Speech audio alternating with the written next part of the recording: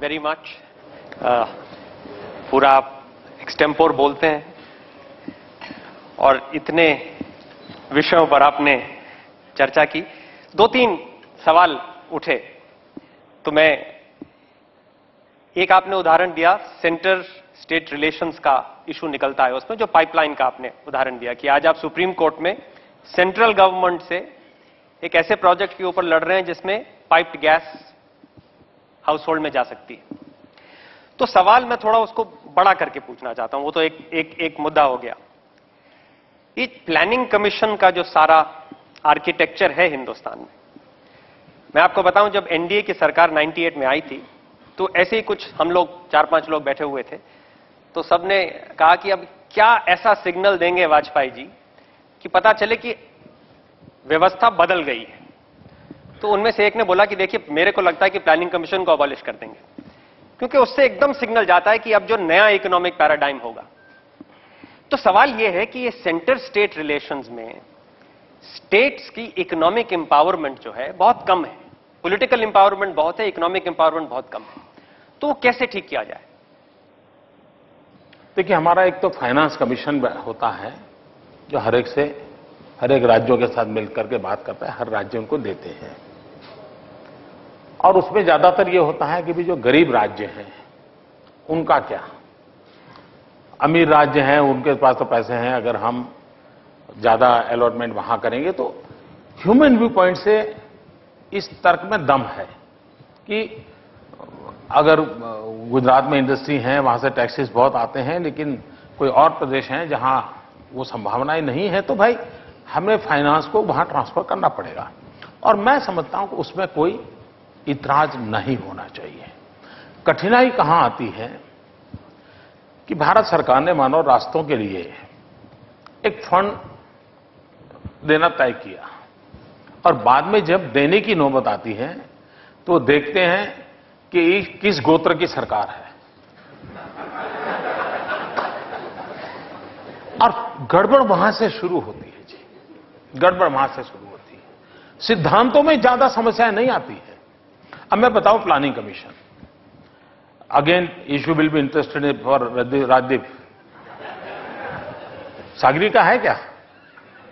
नहीं है, खैर वो ट्वीट करेगी।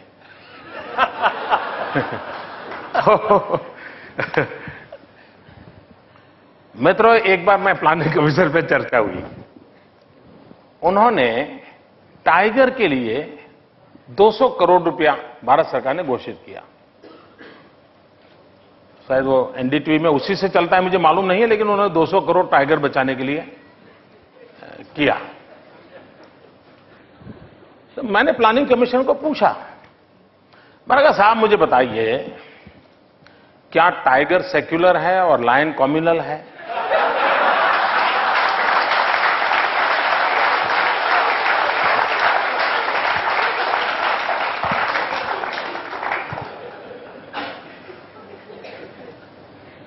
टाइगर को 200 करोड़ रुपया, लायन को कुछ नहीं। टाइगर की संख्या कम हो रही है, लायन की संख्या बढ़ रही है।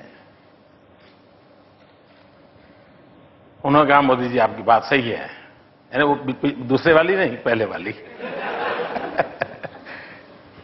आपको हैरानी होगी, प्लानिंग कमीशन सहमत हुआ, उसने भारत सरकार को चिट्ठी लिखी, कुछ नहीं करवा पाए जी। तो वही तो सवाल, वही मैं उसी पर आ रहा हूं, आपके मन की बात को मैं अपने तरीके से। मित्रों, व्यवस्था हो या ना हो बात का विषय है, कम से कम जो हो वो तो इफेक्टिव हो।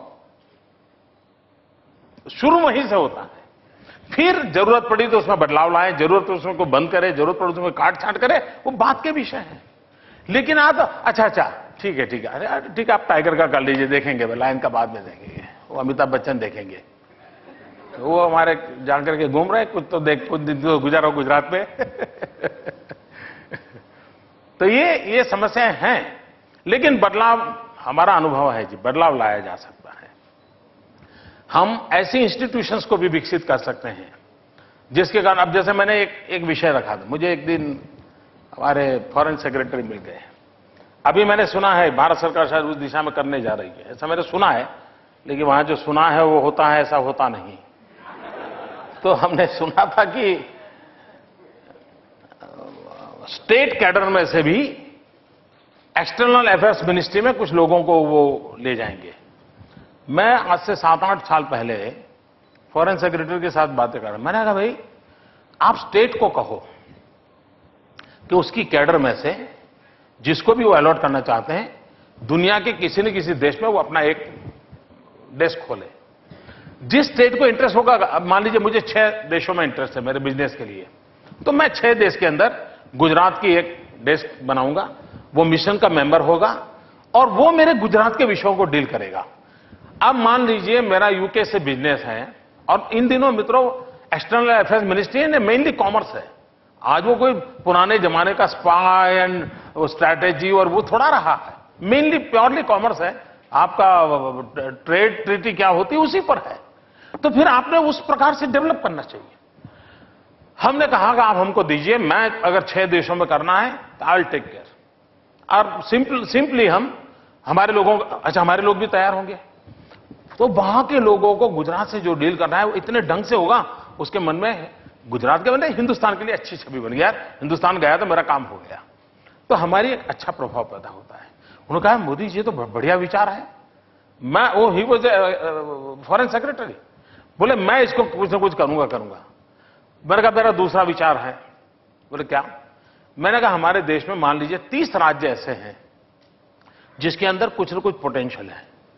कम से कम दुनिया के 30 देश जिनके वोट की कीमत हर एक की समान है, और जब इंटरनेशनल फोरम में आपको वोट चाहिए तो यही लोग हैं वोट देते हैं, वो अफ्रीका का हो, छोटा हो, गरीब हो, कोई भी हो, उसकी वोट की कीमत समान है। हमने कहा आप हिंदुस्तान के एक एक राज्य को एक स्टेट जोड़ दीजिए, एक कंट्री को एक स्टेट हमारा, उसको थोड़ा फाइनेंस भी कीजिए। उस कंट्री का कोई भी गेस्ट आएगा वो राज्य में जरूर जाएगा, इस राज्य के लोग उस कंट्री में जाएंगे। अगर मान लीजिए हमारा नागालैंड दुनिया के किसी एक देश के साथ लगाव बना लेता है, आप मुझे बताएंगे इतना बड़ा देश एक्सटर्नल अफेयर्स मिनिस्ट्री के बिना 30 देशों का ख्याल रख सकता है कि नहीं रख सकता है, और वो आगे चल करके हमारे काम आ सकते हैं। अब चीजों को बदलने को तैयार नहीं है जी, और मैं मानता हूं बदला जा सकता है।